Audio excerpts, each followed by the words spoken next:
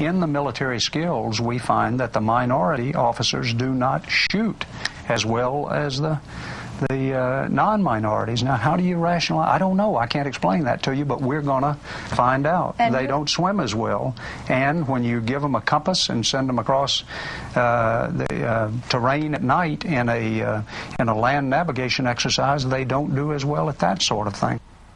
That was former U.S. Marine Corps General Carl Mundy making the case on 60 Minutes back in 1993 that the reason minorities were not advancing within the Marine Corps was because minorities can't swim.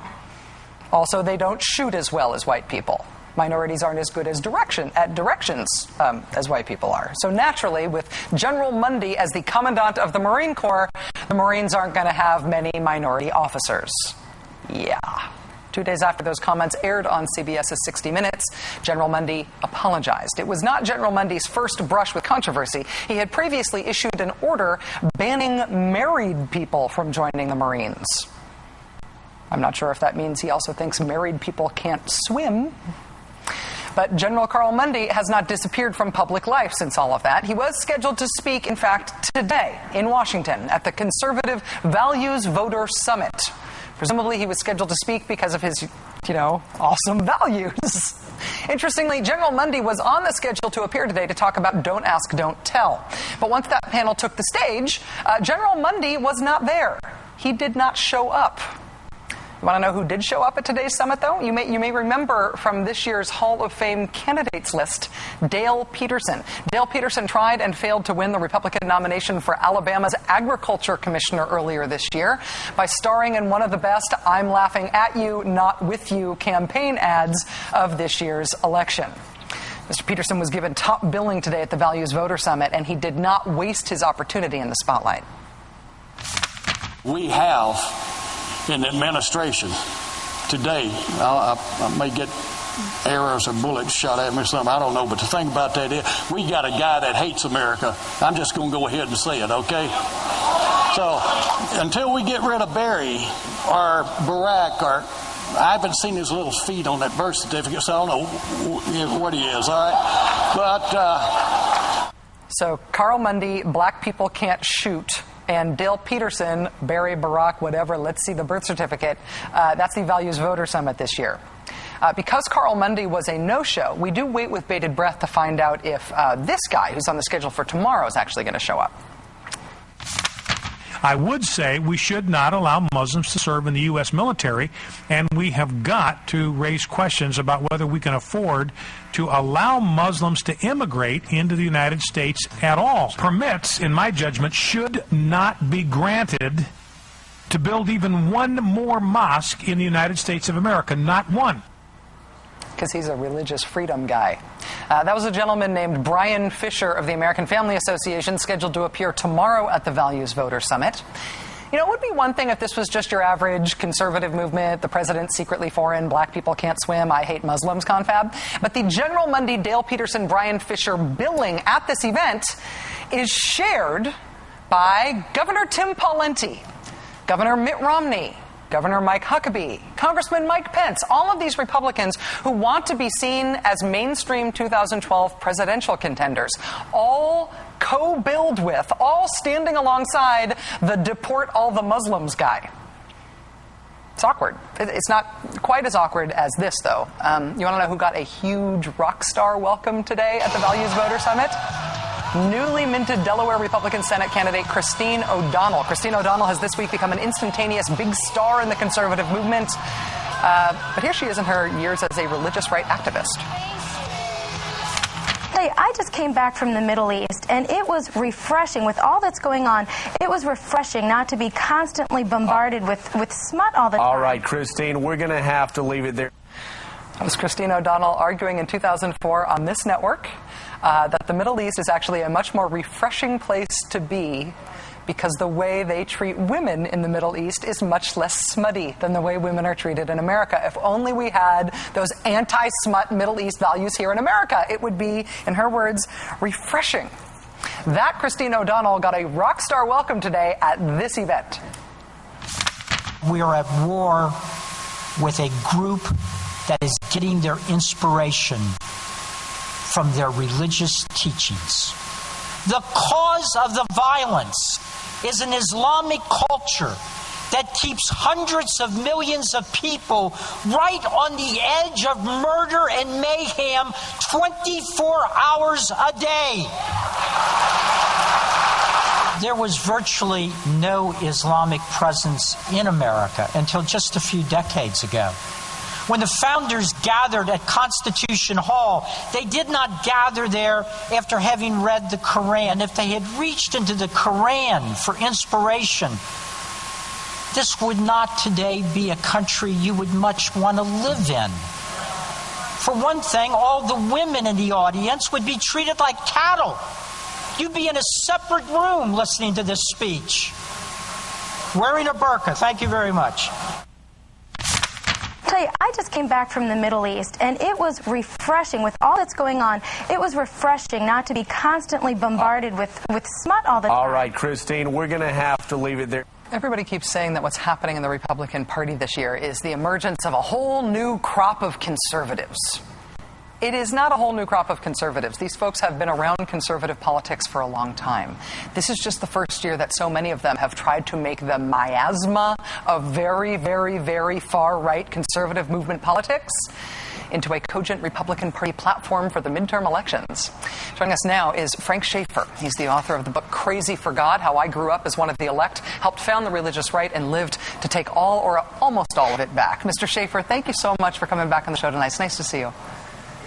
Hey, thanks, Rachel. Good to be back. So everybody's been saying all year that the religious right is really disenfranchised in Republican politics right now. Fiscal conservatives have taken over the party. It seems to me like the religious right is really back. Do you think that it is? Look, it's like claims for cures for cancer. You know, there's always something coming along saying that, you know, now there's a cure, but it always comes back that it's not quite the cure. The religious right is a fundraising operation. It's not a political operation at all. People like Gary Bauer, who I knew back in the day when I was in the religious right, and my dad was a leader and I was a leader, before I dropped out in the early 80s, was in the same business he's in tonight. And so when he comes in there bashing Muslims, but say wasn't bashing them before 9/11, or when people show up and say it's refreshing to be in the Middle East before 9/11 and then come back and change their minds, you have to understand they don't have a real ideology. These are fundraising opportunists, not political opportunists. And of course, the Republican Party is now saddled with a leadership that are so cowardly, people like Mitt Romney and McCain and the others, that they don't stand up against these guys and say, look, you know, we need you like we need a hole in the head. What you're all about is raising money for things like your family organizations and all the rest. You keep changing your tune. It's gays, it's blacks, it's Muslims, circle the wagons, real Americans stand up, the Sarah Palin shtick. And Sarah Palin's the greatest example. She serves half a term as governor and drops out to make a buck. These are flakes.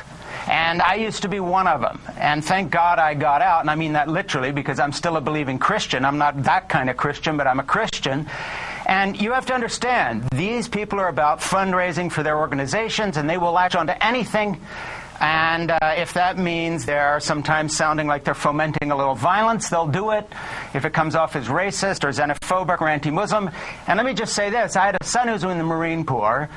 And I'm loyal to the Marines and the men and women in the Marine Corps and our other armed services. And it makes me sick to see a group that wraps itself in the flag, stoking the flames of anti-Islamic phobia in exactly the way that will result in people like those young Marines who served with my son getting killed, while these cowards raise money based on stoking these flames. That's who Newt Gingrich is. That's who these people are today. And it's disgusting. Frank, I feel like the Beltway media take on what's going on in the Republican Party and the conservative movement right now hasn't really yet caught up to the fact that there's a lot of people from the religious right who have been longtime conservative movement figures who are really rising to power here. I mean, somebody like Christine O'Donnell has been running for office for a long time. Somebody like Sharon Angle has been active in movement politics in the Southwest for a very long time. These folks are not new.